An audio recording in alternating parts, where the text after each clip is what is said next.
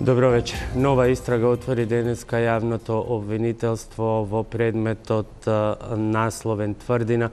Осомничени се тројца началници од Управата за безбедност и контраразузнавање, поранешната министерка за внатрешни Гордана Јанкуловска и уште еден службеник од МВР за уништување на опремата за прислушување. Паралелно со тоа се случуваат и нови судири и обструкции меѓу специјалното јавно обвинителство и останатите судско-обвинителски инстанци. Вечерва во Топ тема. Еден месец откако пукна првата бомба на опозицијата, во УБК почнала да се уништува опремата за прислушување. Специјалното обвинителство отвори нова истрага. Тврдина. Дали тврдината за ништење опрема ги закопа и доказите за прислушувањето? Се менува законот за кривична постапка, судот отфрла барање за претрес на СЈО, судскиот совет не му го дава предметот Маđар Телеком, законски просудби или институционални обструкции против Јанева. Да, тоа се само дел од дилемите и прашањата за вечерашната топ тема, а гости во вечерашната дебата се професорот Гордан Калеџиев. Добро вечер и добре дојдовте. Адвокатот Ивица Димитриев. Добро вечер. И исто така адвокатот господин Оливер Вуксановиќ. Добро вечер и добре дојдовте. Професоре, би почнал со вас. Што е поиндикативно и поспецифично денеска од многуте информации кои што ги добивме? Обвиненијата од Тврдина и сознанијата дека имало уништување на опремата за прислушување, а тоа не го забележале или не им било предочено на пратениците кои лани некаде октомври-ноември влегоа во службите за безбедност во контрола, или сето она што се случуваше настрана од прогонот за првоосомничениот, односно однесувањето на судот, преиспитувањето на стварната надлежност на обвинителството или она што обвинителството го нарекува преседан, одбивањето на еден во судската пракса обичен налог за претрес. Добро вечер. Ова станува едно големо реалити шоу. Јас се сеќавате во разговорот со Вајда, прашав дека можеби не умесно секоја вечер да се дебатира на истата тема, но очигледно толку не има, почна да има секој ден интересни настани, што бараат и правно појаснување. Денот произведе нови настани. И е добро можеби да се дадат некои стручни објаснувања за некои работи. Вие спомнавте нови обвиненија, претпоставувам во фигуративна смисла, да. Немаме уште обвиненија. Се работи само за отварање на истражна постапка, со барање за притвор. Гледате обвинителството во суштина по тој зид на кој што удри и кој што следува и сега, кој што не е овие, да речам, отпорот на кој што најде кај судството, кај обвинителскиот совет и други инстанции, се засилува. Тие на некој начин избраа некоја стратегија што е посредина. По моје се на некој начин и префини, односно допуштаат да не ги користат своите овластувања до крај. Например, во претресите што ги вршеа денојуве под државни фирми, не им беа потребни налози за претрес, слично како и претходно претреси што ги вршеа во УБК. И барањето на судски налози во такви случаи се од неоправдани и се отстапка, бидејќи они се за државните органи богови. Значи, таму нив им треба налог за претрес само за приватни фирми и приватен дом, за ништо друго. Со тоа што они бараат судски налог за државни институции, прават некој преседан на нивна штета. Они треба стрикно по законот да не отстапуваат, никој не може со сила да им изнуди судски налог таму кај што не им треба. Но очигледно дека наидуваат на отпори и тоа, да речем, не изненадува. Можеби за тоа повеќе изненадува второто. Морам да признам дека сите очекувавме дека во МВР, односно во Управата за безбедност и контраразузнавање, ќе ги направат сите напори, евентуалните докази за прислушувањето да се скријат, но дека тоа ќе направат вака брутално со вакви фалсификати, особено со обиди за наназад да се менуваат датуми и документи. Антидатирање на извештај. Тоа е малку и наивно, бидејќи колку и они во некој момент да мислеле дека управуваат со целиот апарат и дека сите што работат таму ќе им бидат послушни и дека ќе работат во нивна полза на штета на сопствените и државните интереси, тоа не е ни реално да се очекува. Значи, тука сме на некој начин и добро што самите се занели, тоа може да се очекува после долги години власт. Но дека и толку брутално се одело во смисла дека се уништени доказите, компјутерите и тие сервери што и да е, како река, со преси, па со дробење и слично. Сега тука се извинувам, има еден детал што беше пласиран преку дел од провладините медиуми, дека наводно сите материјали предходно биле снимени на хард диск, меѓутоа прашање е колку се тоа сите материјали или материјали по избор, односно колку оригиналните хард дискови во себе содржале реално траги за сето она што се правило, и прашањето е колку во самиот факт на ништење на тие докази ќе го успори обвинителството во случајот прислушување. Начинот на кој што ова направено е дури наивен, бидејќи практично е признание дека таму е вршено и од нив организирано. Но очигледно дека они биле во очена позиција дека тоа било прашање на ден кога ќе се открие. Како тоа не им текнало порано, не знам. И со тоа отпадна некои постофистицирани очекувања, се сеќавате Сашо Ордановски што ги пласираше дека тоа сепак е правено од некое трето место за да не може лесно да се утврди, така кој може баш да го најде серверот за нелегалните прислушувања. И дека на некој начин, ако е тоа навистина правено како што сега практично самите го признаваат внатре во МВР на службените компјутери, тоа од нивна страна било малку и глупо изведено, бидејќи вајда не мислело дека ќе владеат до крај на сите светови и дека утре нема некој да дојде да може тоа да го ревидира. А вака да ги скријат доказите со дробење на компјутери и сервери, тоа е исто детски, да не речем. Имаме неколку спорни елементи и би сакал да трнеме од нив, особено околу одбивањето на господин Вуксановиќ на барањето за претрес. Специјалното јавно обвинителство тоа го нарече преседан. Колку вие во вашата пракса досега имате пример кога судиите одбиле барање за претрес? Ја не сеќам дека во судот постои пракса да е одбиено барање за претрес поднесено од обвинителството. Ова е запрепастувачки што се случува со обструкциите кон специјалното обвинителство на сите полиња. Самата политизација на постапките на специјалното обвинителство, доведување во корелација со, ја би рекол, смешни постапувања на сите други чинители. Обструкциите се огромни. Со самото тоа дека Советот за јавни обвинители си превзема одредена ингеренција која ја подведува под одредбата од Законот за специјалното обвинителство, дека специјалниот обвинител за својата стручност и правичност во работењето одговара пред Советот за обвинители. И со самото тоа си зема за право да се прогласува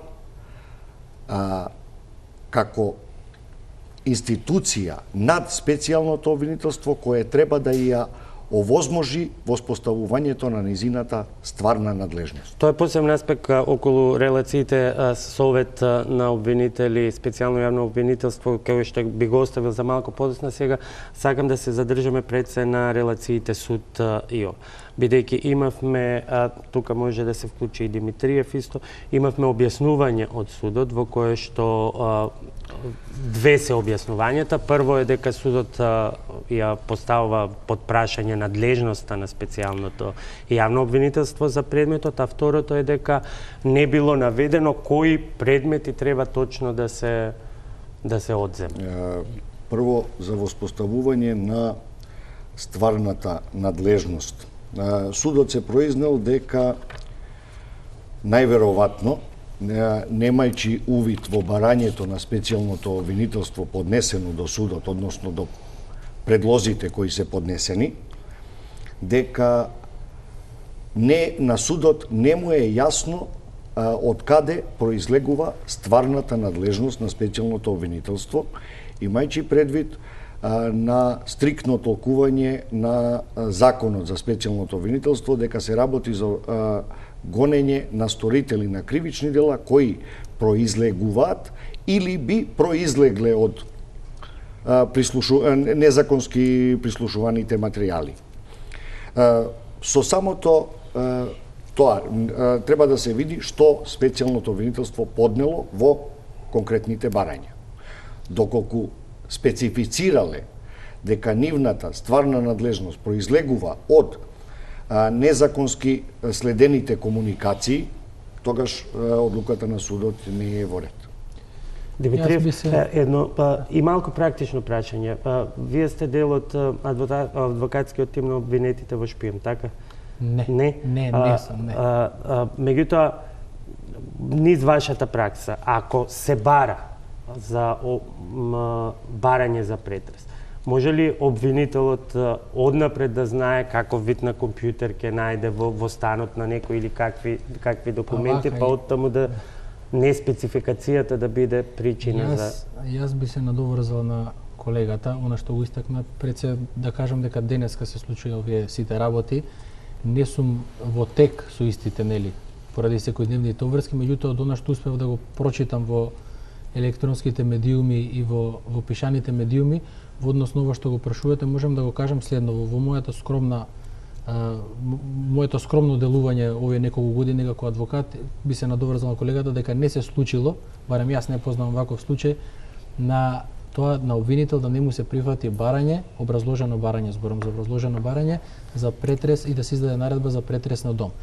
Тоа е првото на што сакам да го истакнам.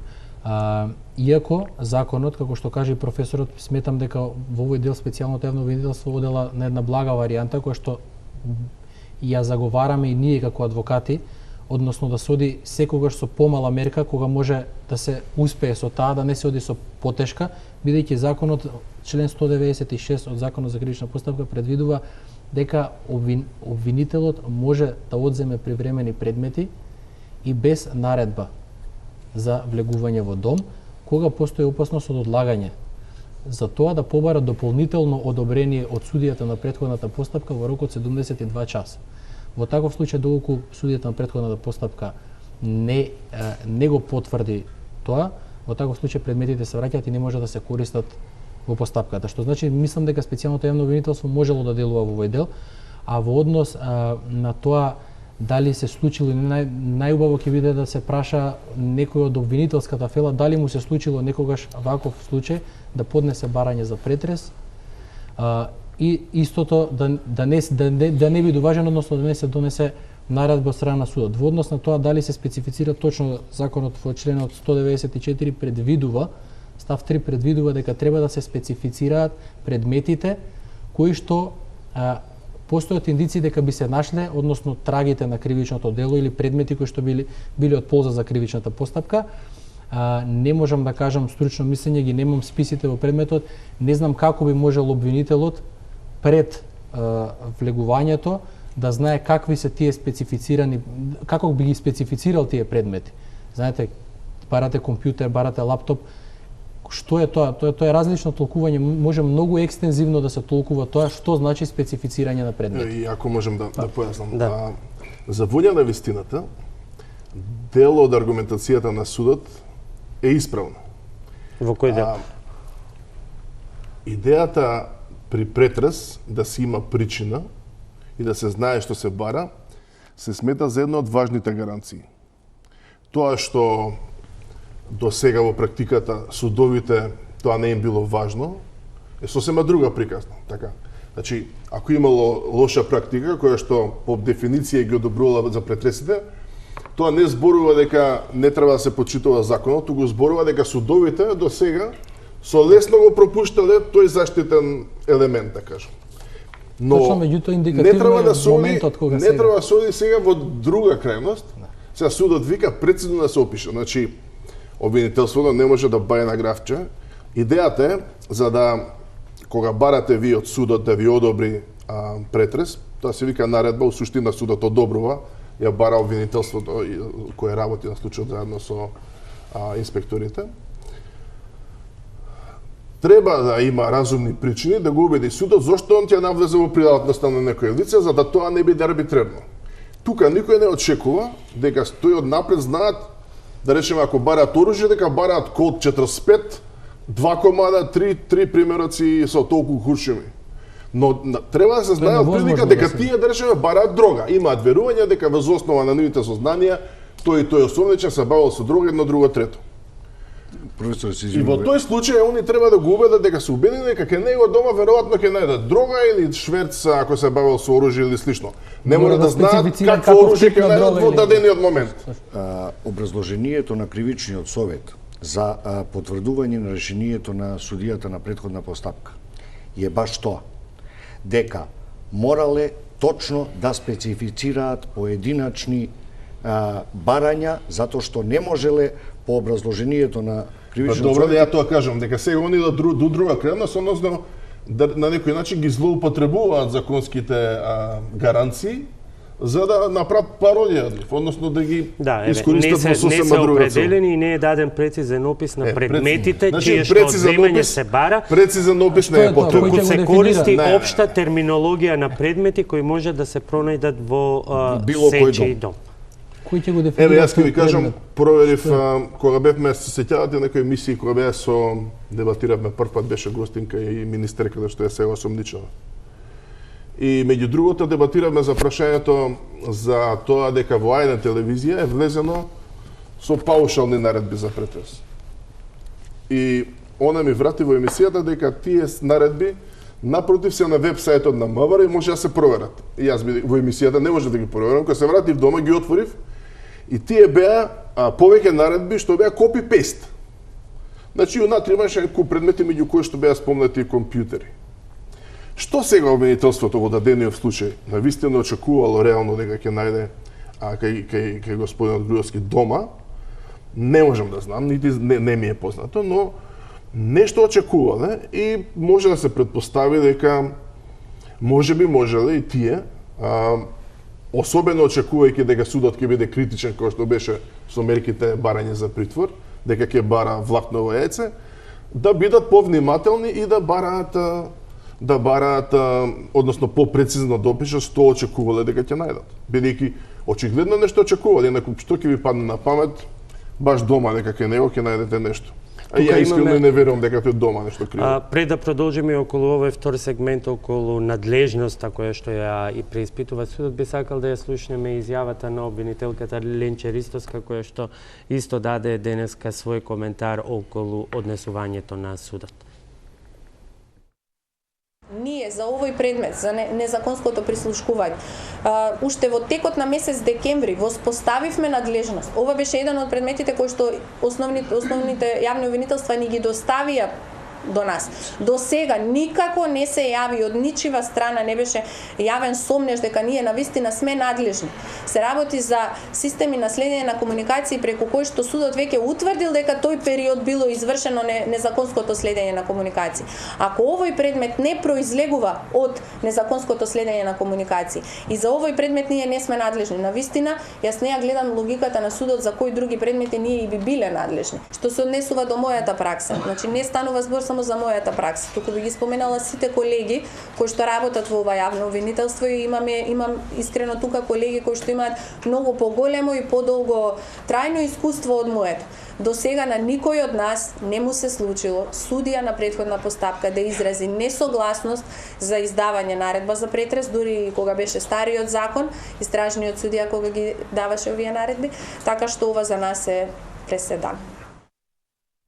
Тоа беше коментарот на обвинителката Ленче Ристоска, која што е во исто време и портпарол на специјалното јавно обвинителство. Прашањето до вас е сега каде и како вие го толкувате објаснувањето и на претходно на судијата, а веќе и на кривичниот совет, бидејќи е исто.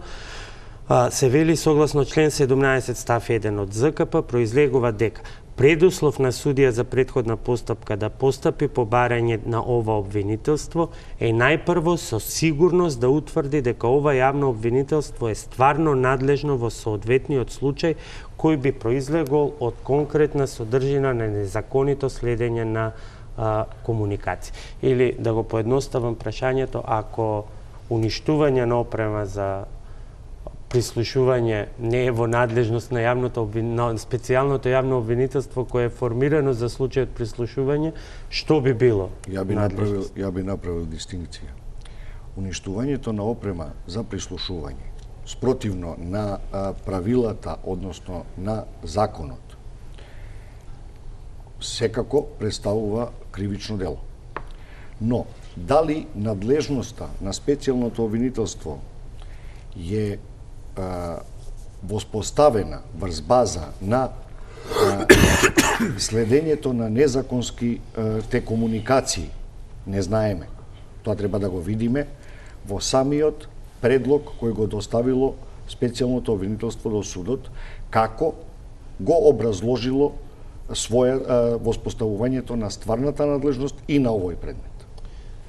Делумно се согласувам со колегата и со ова што го слушнавме сега, со едно дополнување. Имено сметам дека во конкретниот случај специјалното јавно обвинителство е тоа кое што оценува, односно барем законските решенија кои што се сега во сила даваат насока дека специјалното јавно обвинителство е единственото во моментов кој што оценува кои дела би произлегле од незаконските прислушувања и разговори, а кои не. Членот 11 од законот за специјално јавно обвинителство точно определува дека специјалниот јавен обвинител е оној кој што определува дали е надлежен за одреден предмет или не. Во таа насока исто сметам дека судот не би требало да се впушта во вакво преоценување, затоа што оно што го спомнувате член 17 од Законот за кривична постапка е многу екстензивно поставен и би дошле до оно што го кажува и професорот, постојано да се оди во крајности и да одиме до еден недоглед вака, затоа што за се, знаете како има два правника, три мислења. За се може да се толкува вака или онака. Сметам дека во конкретниот случај јавното обвинителство е тоа кој што ќе ги определи своите надлежности за одреден предмет. Не може јавното обвинителство да ги даде материјалите, со тоа би направило кривично дело. Да ги даде материјалите со кои што располага во фаза на предистражна постапка или истражна постапка, која што е таен карактер, во таков случај самото обвинителство би направило кривично дело. Професоре? Па, морам да признам дека во времето кога се работеше на законските текстови на СЈО, практично имаше, условно речено, три групи на кај што се подготвуваа предлози. Ја некако упаднав во оваа на СДСМ по природа на нештата, не затоа што таму партиски припаѓам, толку едноставно заради тоа што во дадениот случај така излезе приказната со тоа кои се осомничени во овој случај. И другиот табор си работеше некои верзии кои не ги знам и како се балансира. И третиот беше меѓународниот фактор. Најгорливото, па да речем, правно прашање што се поставуваше при изработка на тој можен закон за специјално обвинителство беше ова за надлежност. Кој ќе решава надлежноста при можен судирна надлежност, дали се делата врзани со прислушкувањето или не се.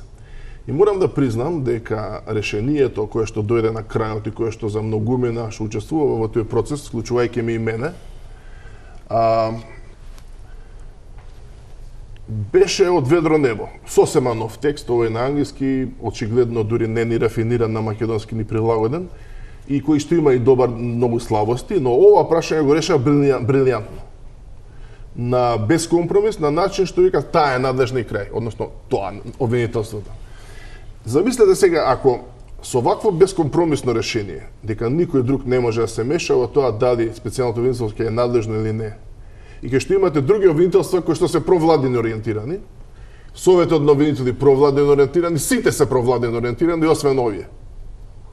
Во таква ситуација немате друг излез. И ако имаме сега околу приказки околу оспорувањето на надлежноста, вклучително и од страна на судот, па судот до сега немало случај, ниту треба да помисли судот да му оспорува кој обвинител е надлежен. Тоа не е прашање на судот, тоа е прашање на обвинителството, кој што во нормални услови е единствен орган и може да постапува дури пред различни судови и да праќаат повисоки, пониски, тоа нив не ги интересира. Значи, надлежноста на обвинителството е само ориентационо и по аналогија решено начелно по природа на судовите, но нема таква стриктно определеност, а судот најмалку може да определува. Така што морам да признам дека ова решение на вистина е феноменално од аспект на тоа што секој се изродеше доколку оставеше законот простор. Гледате вие, законот не остава ни малку простор, а што се го користи суд? Па не остава простор, ова е што имаме сега? Користење на тие незаконски недоследности или отворени институционален суд? Советот најамни обвинители што го прави, што ги држи предметите, оне што ја оценува, ако дојдеш ќе ти ги дадам или тоа е несериозно, за тоа треба некој да одговараат.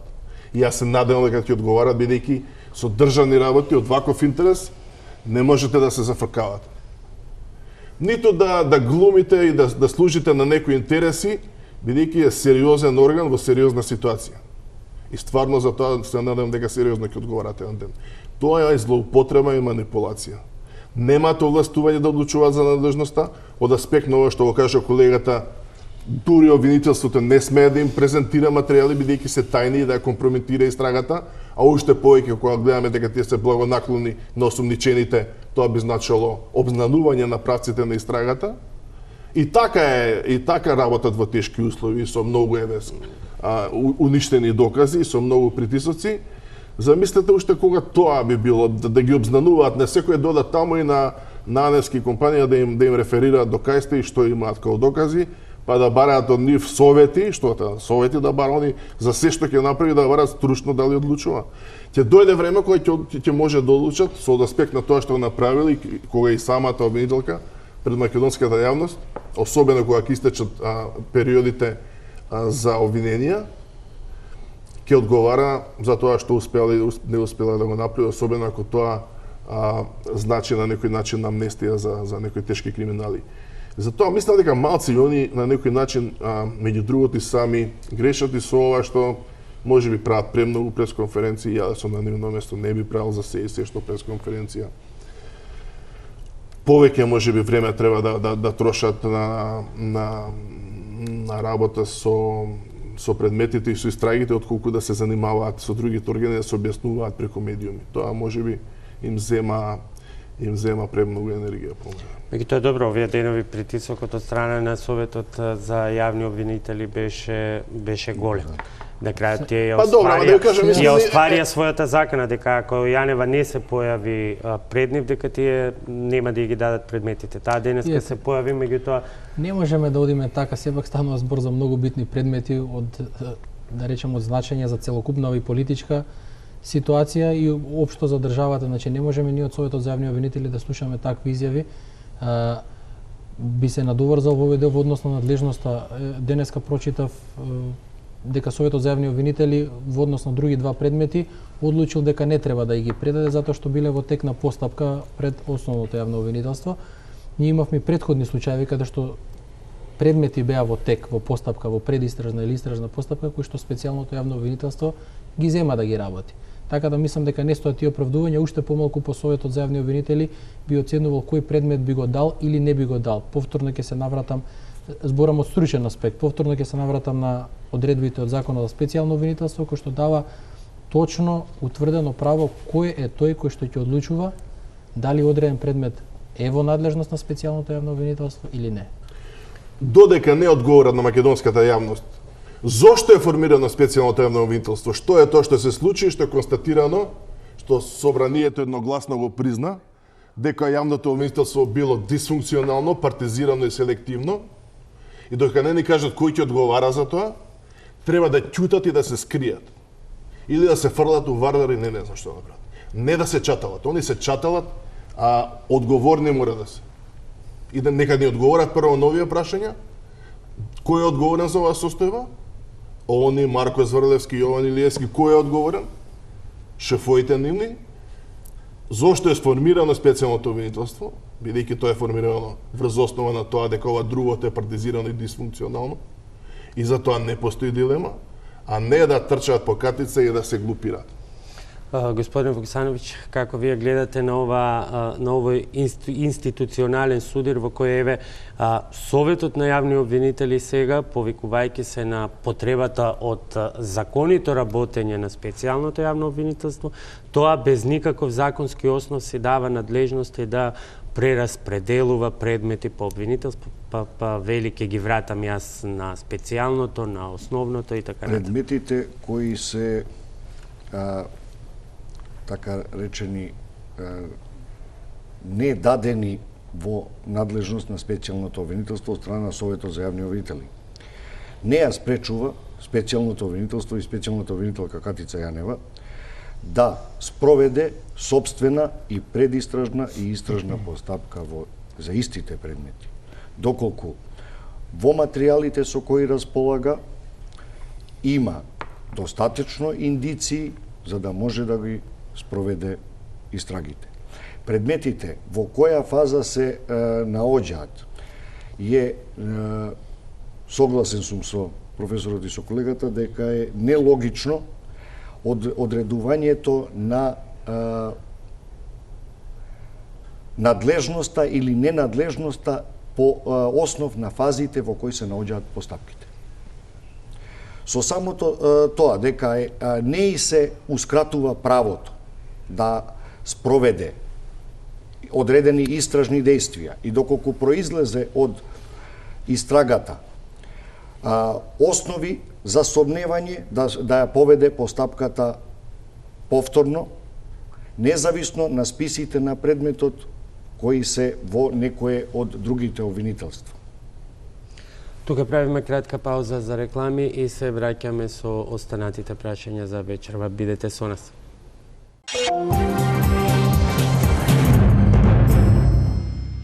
Се враќаме назад во студиото со продолжение на вечерашната дебата. Последните информации од Кривичниот суд се дека и по 7 часа се уште нема исход од распитот на началникот на петтата управа Горан Груевски. Нашата репортерка Јулија Левковска вели дека и распитот и натаму трае, меѓутоа нема никакви други информации. Во контекст на распитот би сакал едно појаснување, бидејќи сведоци сме на една специфична ситуација. Не знам, професоре, дали таа се должи на тоа што на почетокот го рековте дека специјалното обвинителство е малку префино, или пак претходно се злоупотребува законите, бидејќи сведоци сме на многу случаи на спектакуларни апсења, приведувања. Сега имаме ситуација во која синоќа началникот Груевски не беше достапен за обвинителството, денеска на покана на судот тој си се јавил, судот го моли да дојде, тој најавува ќе дојдам во 1 час. Што се случува? И теоретски и практично. Значи, законот има многу логична процедура. У принцип, кога има време, вели дека судот ќе одлучи за приватноста, притворот, другите форми на лишување од слобода и слично. Само ако има опасност од одлагање, тоа значи дека ако делото е извршено затечено извршување или откриено, има можности да избега, тогаш може да го лишат од слобода без да одлучи судот и да го изведат во краток рок пред судот. Тоа е како источок. Секогаш кога имало поминал, настанот бил пред некое време, обработуване случајот некое време, у принцип се смета дека тогаш нема зошто полицијата и обвинителството да го апсат лицето без да го прашаат правосудијата. Така што два се можностите. Или ако се работи за итен настан од блиска, да речем, од сегашноста, или некои специфични ситуации каде што тоа се одиграло порано, но сега откриено и така натака, значи потреба од дитност на ситуацијата, тогаш е можно апсење и се оди преку лишување од слобода. Таква една ситуација оние проценија само кај Темелко, бидејќи акцијата беше у Скопје, брза може дојава тој да избега евентуално, тоа се беа некои посебни околности. Другиот пристап е преку приведување, значи кога има барање за притвор, се определува прво приведување, откако судот ќе го сослуша, му дава можност на така наречен habeas corpus лицето да даде објаснување дека можеби е грешка, можеби па има дело, но нема услови дополнително за притвор, бидејќи две работи се утврдуваат. Дали има навистина сомненија сериозни докази за делото и после дали има некои од причините за притвор што ги наведува законот, тоа се 3 бегство, влијание на докази, повторување и довршување на делото. До сега праксата беше, иако законот требаше да оди преку судот да одлучува кога има време, па да наредува приведување и слично, со знаење на судот и на обвинителството се апсеше полиција, па го испрашуваа, па го носеа пред суд.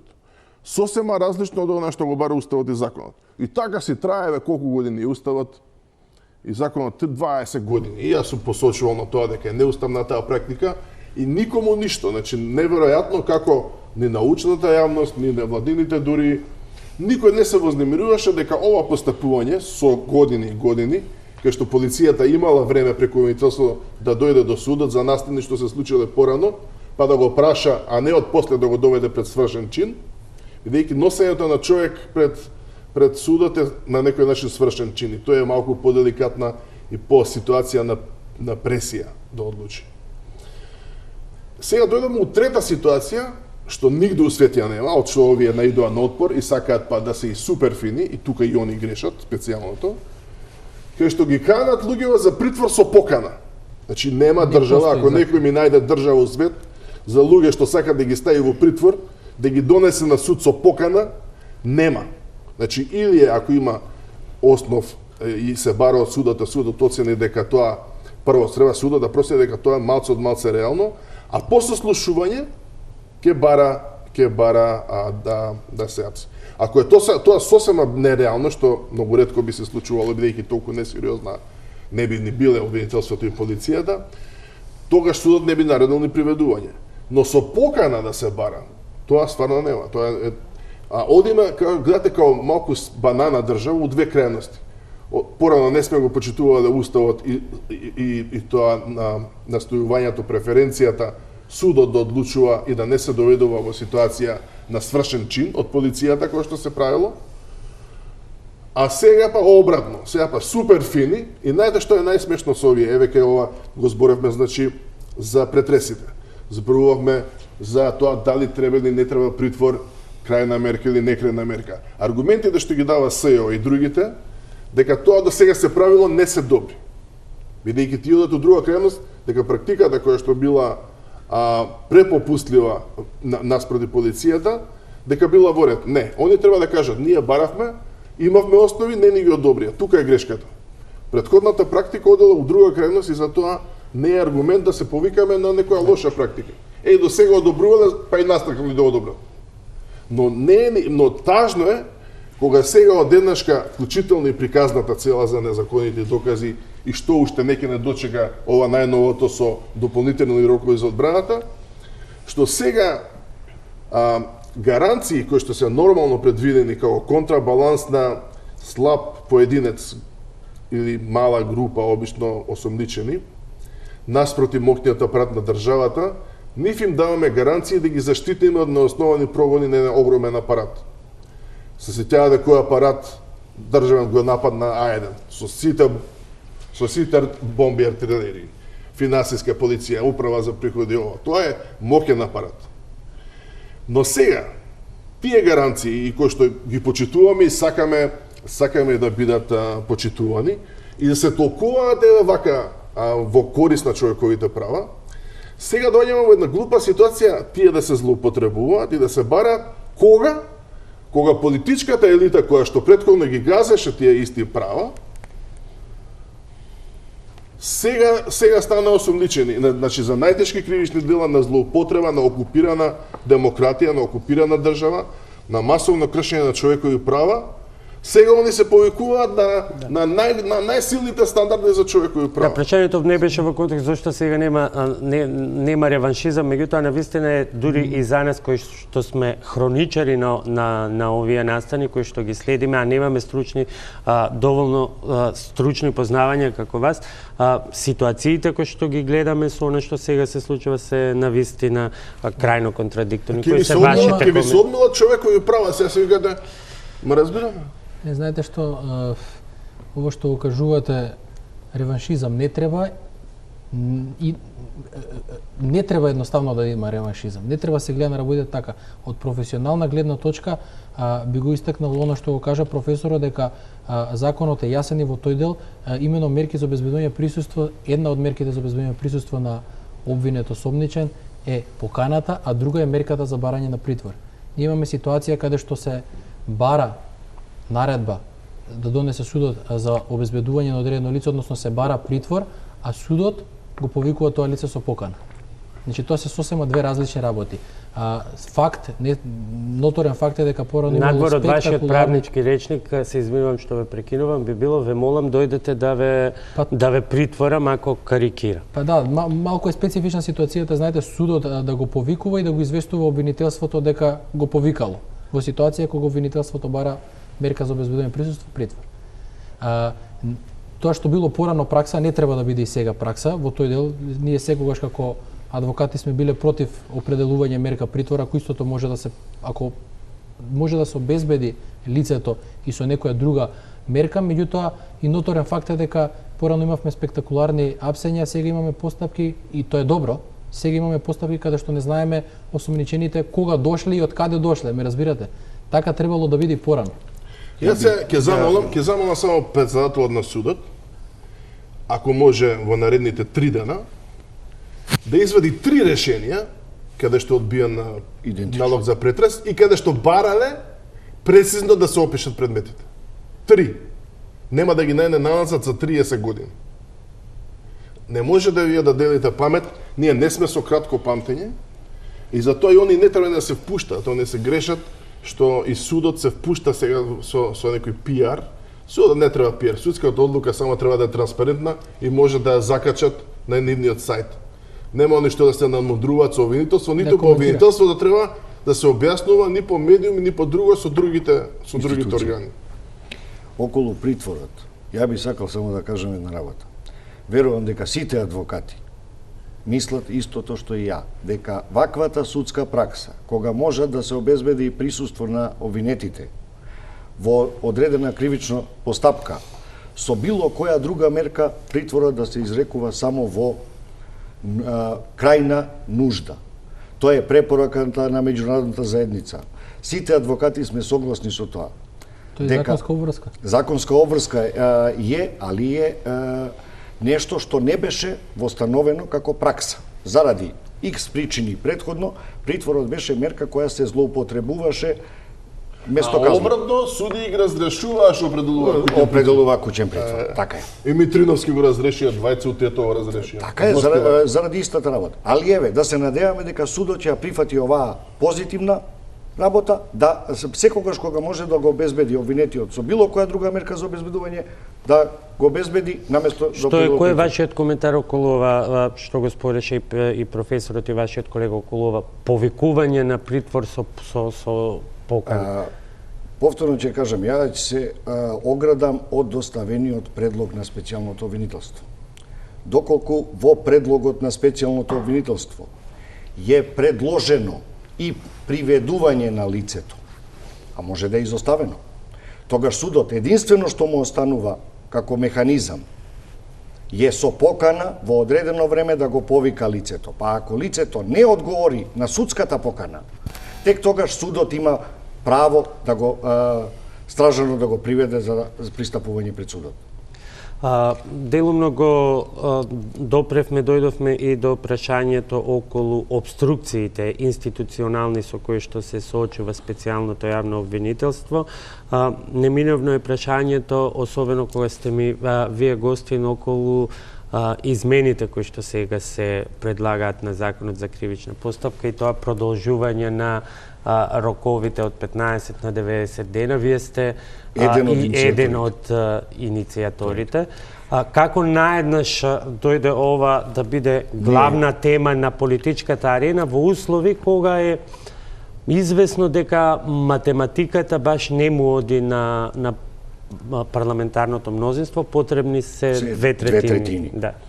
Иницијативата која поднесовме ја и моите колеги се базира на воочените аномалии со кои се соочуваме во праксата. Се извинувам, од кога е таа иницијатива? Бидејќи многу дилеми има сега како наеднаш. Иницијативата е поднесена почетокот на февруар оваа година.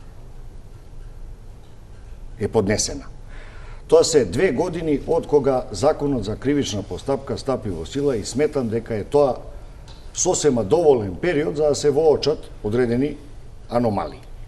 Нелогично беше во постоечкото законско решение согласно член 302 да во ставот 3 да одбраната има по соопштување од страна на обвинителството дека е завршена истрагата и презентација на доказите на за кое кривично дело би било поднесено обвинение против одредено лице, да одбраната во тој рок од 15 дена треба да достави докази кои се идат во корист на одбраната. А да при тоа, во истиот член 302, во ставот 4, кога адвокатите, односно бранителите, во одредена институција, државна институција, единица на локална самоуправа, вршител на јавна функција, приватно или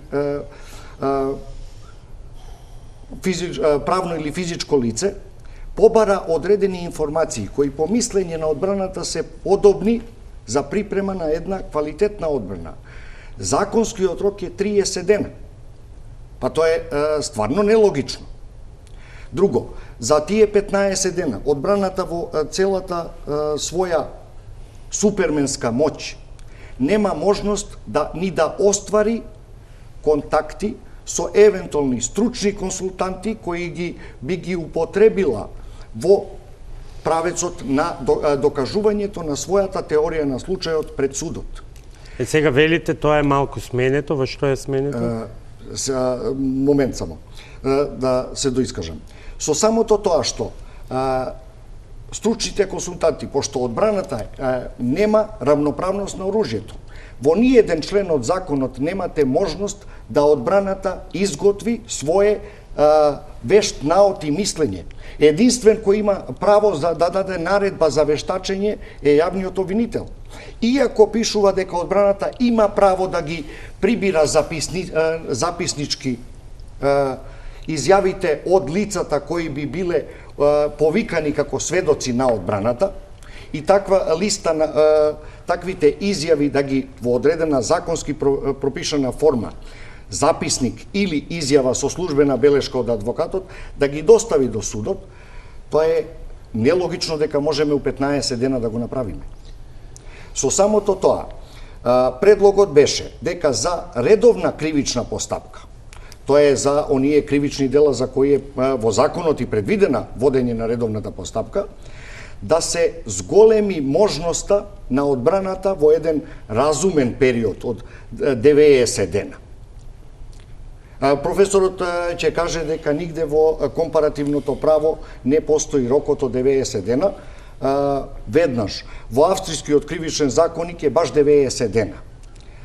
Дадено правото на одбраната, но е фазата на известување поместена пред завршување на истрагата. Добро, но сега на прашањето што сега се поставува, а денеска го постави официјално дури и Американската амбасада е зошто токму сега. Сати помагаше на Македонија со законот за кривична постапка со години, работната група имаше многу препораки. Затоа сме изненадени од предложените измени. Зошто сега, зошто се брза и зошто само овие промени? Вака. Поднесената иницијатива очигледно се разликува од она што е предлогот за измена и дополнување на Законот за кривична постапка. Нашата иницијатива опфаќаше дека во скратената постапка периодот за припрема на одбраната би бил 45 дена и никако не сме предложиле ретроактивно важење на законот, као што е поднесениот предлог. Тоа е разликата која го има. Очигледно, некој го приметил иницијативата и го приспособил кон сопствените потреби. Димитриев? Се согласувам со колегата, повторно делумно. како бранител, како адвокат, секогаш би ги се надевам и колегата, секогаш ги поддржуваме сите измени и дополнувања на законите кои што значат поголеми права за осомничените, за обвинетите, со тоа и на самата одбрана. Рокот од 90 дена мислам дека е во ред, со тоа што доколку имаме ситуација од другата страна имаме јавен обвинител на кој што е на располагање целокупниот државен апарат, сите финансии, сега истражни центри, правосудна полиција кој што има рок од 6 месеци, кој што по барање на висшиот јавен обвинител може да се продолжи за уште 6 месеци, а во специфични сложени предмети како што се од областа на организираниот криминал за уште 6, значи година и пол не баре спремање на таа истражна постапка, сметам дека е мал рокот од 15 дена за да се спреми бранителот, односно невозможно. Меѓутоа, од друга страна, доколку добро го читаме законот, и ваквите законски решенија дозволуваат во текот на постапката и покрај овој рок од 15 дена да се даде една квалитетна одбрана доколку се сработи добро предметот. Кога го велам ова, мислам на членовите 305 и 306 од самиот закон, кои што кажуваат дека бранителот, односно осомничениот и обвинетиот во текот на целата постапка може да предлагаат докази, да бараат од јавниот обвинител да се преземат определени дејствија, она што и го кажува членот 302 за кој што се бара сега измена. Според тоа, со завршувањето на истражната постапка не завршува целата постапка. Ние во текот, впрочем, ова не е граѓанска постапка каде што имате предлагање на докази до најдосно до првото рочиште, ова е кривична постапка каде што и во текот на постапката вие можете да превземате одредени дејствија и можете да се обраќате до обвинителот истите да ги превзема. Сметам дека многу работи се индикативни, она што е исполитизирана во моментов цела ова иницијатива, тоа што баш во овој период, тоа што баш овој сегмент од сите недоследности и недоречености на законите, имено ние како практичари кои што секојдневно се среќаваат во судовите со сите добри и лоши страни на законот, имаме, еве јас со мене го носам, па може да се каже дека ова е четвртина од новиот закон за кривична постапка, каде што четвртина од законот има недоследности во поглед на недоречености, правни празнини, иако законот за кривична постапка беше донесен во насока на зголемување на ефикасноста, во насока на еднаквост на оружјата. Сакате да кажете потребно е, ама сомничеви сте за знаете што мотивите зошто индикативно и во однос на барањето, односно предлогот за измени и дополнување да има ретроактивно дејство овој закон. Професорот ќе се сложи, првиот академски час на студентите по право им се кажува дека законите не може да имаат ретроактивно дејство, впрочем тоа го пише и во член 52 став 4 од Уставот, со еден исклучок кога е тоа поповолно за граѓаните. Меѓутоа, треба да се напомене дека тој исклучок се однесува во поглед на материјалните закони, односно во поглед на кривичните санкции. Тоа го предвидува и членот 3 од кривичниот закон кој што кажува дека доколку во текот на постапката се промени одредена одредба, одредена санкција која што е поповолна за осомничениот, ќе се примени таа. Меѓутоа, повторно кажувам, тоа е дел од материјалниот закон во смисла на санкции и казни, не и во самата постапка. Законот за кривична постапка и секој друг процесен закон има преодни завршни одредби кои што кажуваат до кога се применуваат, односно дека сите постапки кои што се во тек ќе завршат според одредбите на тој закон. Така да сметам дека и тој дел е малку симптоматичен покрај другите. Не е точно. Вчера се водеше тука расправа и сите влегува, сите четворица кои што иначе лично ги познавам и ги ценам, да направи оваа грешка, ретроактивноста и приказната ја купија од кривичното право материјално што го викаме ние, што важи за кои дела може да се прогласа за казниви, значи не може да одговарате за кривично дело што до тогаш не било предвидено како казниво дело, ниту за построга санкција. Но за процесниот закон важи напротив обратно. Тој како ќе се менува, си важи од тогаш и тековно, освен исклучок направивме бидејќи беше моделот сменет со новиот закон и рековме да не мешаме два модели. Почнатите постапки да завршат по стариот закон, новите да почнат по новиот. Меѓутоа, инаку кога се менуваат два, да речеме ако се променат само одредби кои што беше во тек последната измена што се направи во стариот закон, додека се уште важеше, а новиот беше со вакацио легис, беше дека наместо ке претресите, наместо гаранција двајца сведоци граѓани, ќе има, нема да треба сведоци, ќе треба бранител. Тоа од утреден, односно по 8 дена се применува. Значи немаме тука воопште приказка за ретроактивно. Апропо ова со приказната со адвокатите, ќе кажам дека малку ја прикажуваат еднострано. Значи, за волја на вистината, законот изгледа многу рестриктивен кога го гледате тој рок што им го остава по завршување на истрагата. Ама тие не се паднати од Марс. Многу мал број случаи, тие ќе дознаат од кој е завршена истрагата. Бидејќи вчера дозна или денеска дозна Груевски, завчера дозна Мелков, дека против нив се отвори истрага и тој ќе си е свесен и си знае дека има истрага за него, или ако биле повикани сведоци и слично, адвокати да можат дури и самите да се интересират. Значи, или ако се преземени претреси према вас, сте ставени во притвор, не дај Боже, не може да сте ставени во притвор да нема постапка. Значи, случаите каде што адвокатите не знаеле или осомничениот не знаел, па и немал адвокат, туку на крај на постапка дознале, тоа е екстра рок што им се остава откако е завршена постапката и обвинителството уште еднаш треба да им ги покаже сите карти. Кој е вашиот одговор? Зошто сега и зошто само овие промени, бидејќи и вие бевте дел од една експертска група која исто така работеше на многу по темелни измени од ова? Еве ќе ви кажам како одеше призна. Ја водев групата што го работеше законот.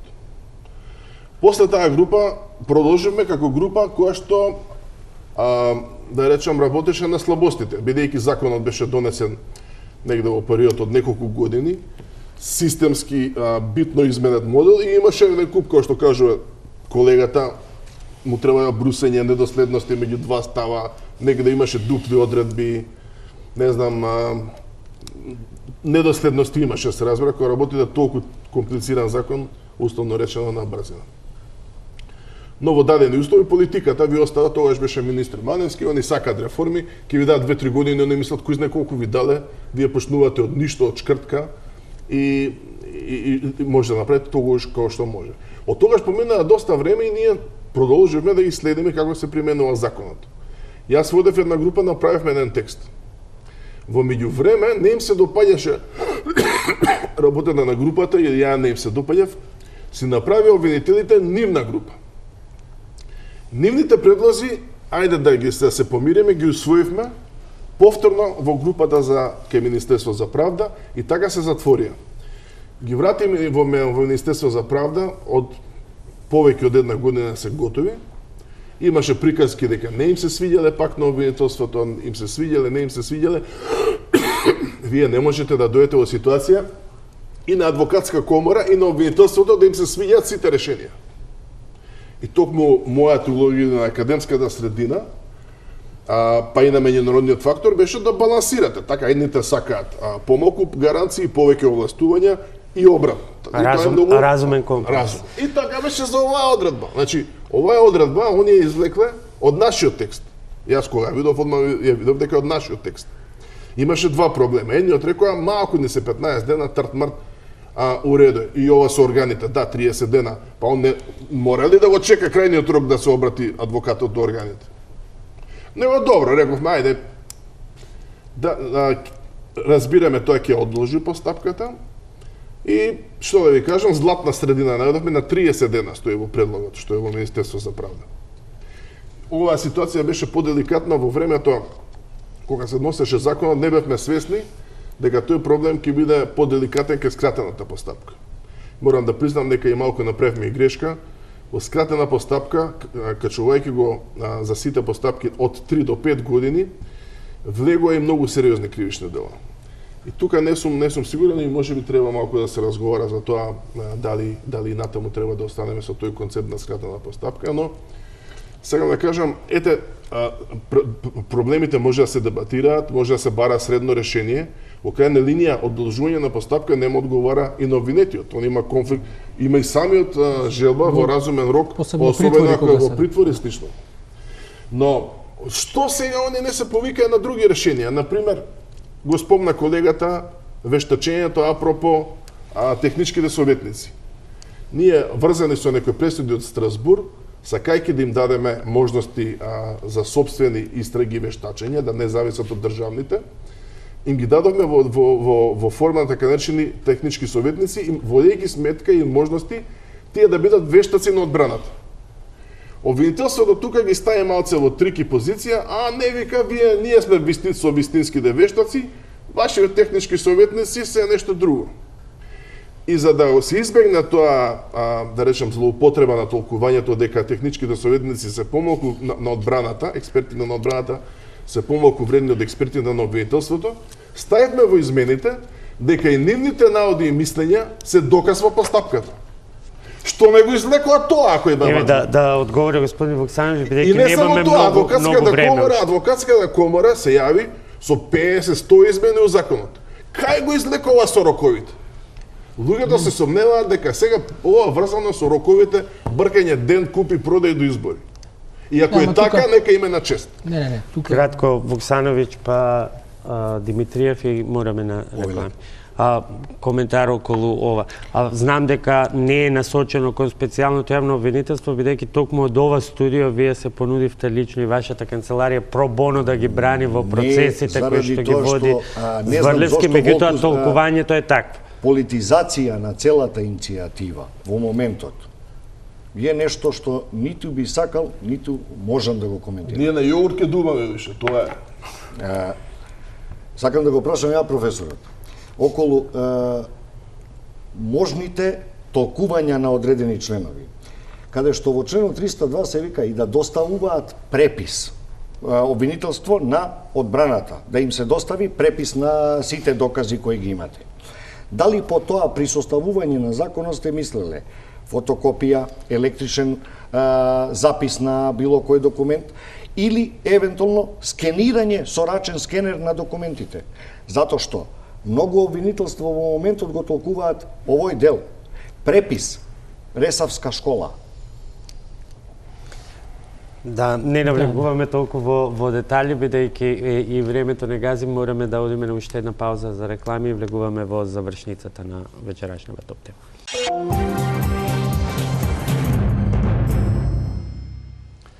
Професор Гордан Калајџиев и адвокатите Оливер Вуксановиќ и Ивица Димитриев се мои вечерашни гости. Влегуваме во завршницата на вечерашната топ тема и натаму нема одлука дали судот ќе определи или не притвор за шефот на петтата управа, кој е прво осомничен во новиот случај кој што го обелодени денеска специјалното јавно обвинителство случајот Тврдина.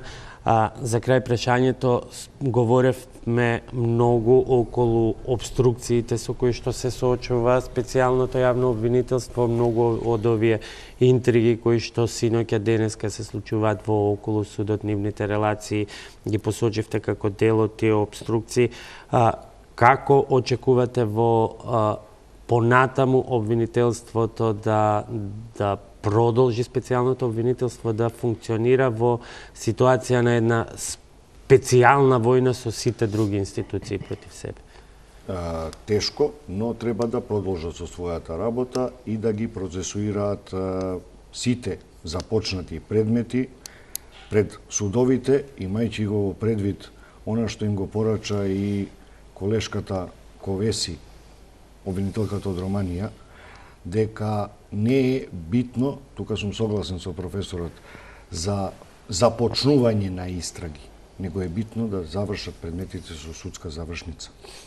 Но кај нас доаѓаат во судовите, кои што сега вие како што велите екстензивно или буквално ги читаат законите, па доаѓаат и овие проблеми. Касно е за дилемата, веќе се распушта и собранието за специјално оделение, но дали таа ќе решеше нешто? Мислам не. Мислам дека судот се уште има доволно собствен капацитет за да донесе една правовалидна на закон заснивана одлука по секој поведен предмет пред него. Димитриев? Ако го одиме по утрото денот се познава, јас сметам дека понатака ќе продолжат обструкции, не само вакви, него ќе се изнагледаме топрва уште по големи обструкции, меѓутоа сметам дека треба да се опстои на она што го води специјалното јавно обвинителство, меѓутоа истото тоа да биде подкрепено законски, зборувам и во поглед на она што они го работат, меѓутоа и во поглед на она што го работи судот.